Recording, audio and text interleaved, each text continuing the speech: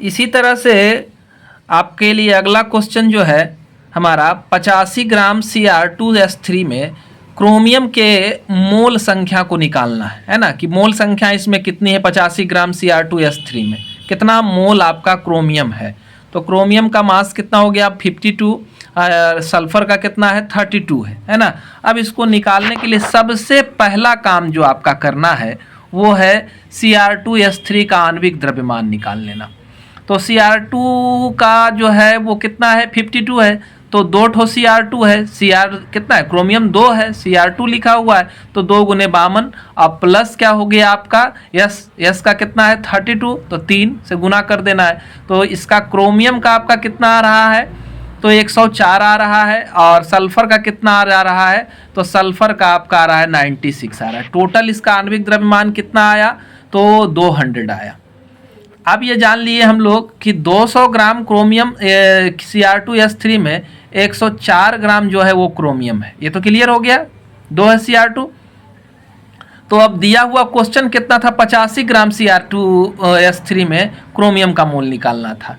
तो हमें करना क्या है 85 ग्राम Cr2S3 में निकालना है, तो 85 गुने 104 कर दिए। 104 क्या था क्रोमियम 2 था, और टोटल आणविक द्रव्यमान कितना था तो 200 आया था टोटल का यौगिक का।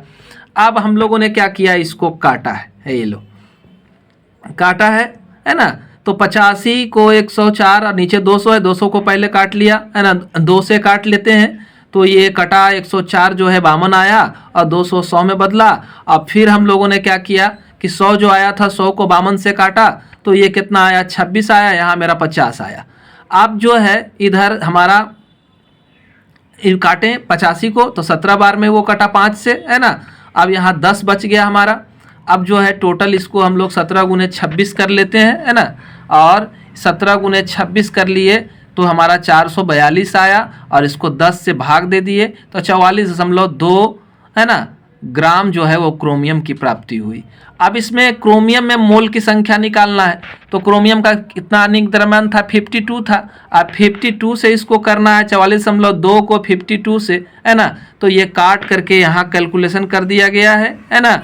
तो आपका काट करके ये कितना आ रहा है 0.85 के आसपास आ रहा है। ठीक है, तो इस तरह से हमारा ये हम लोगों ने देखा क्रोमियम का मोल संख्या निकालना है ना। हमारे चैनल से जुड़े रहें, चैनल को सब्सक्राइब करें। धन्यवाद।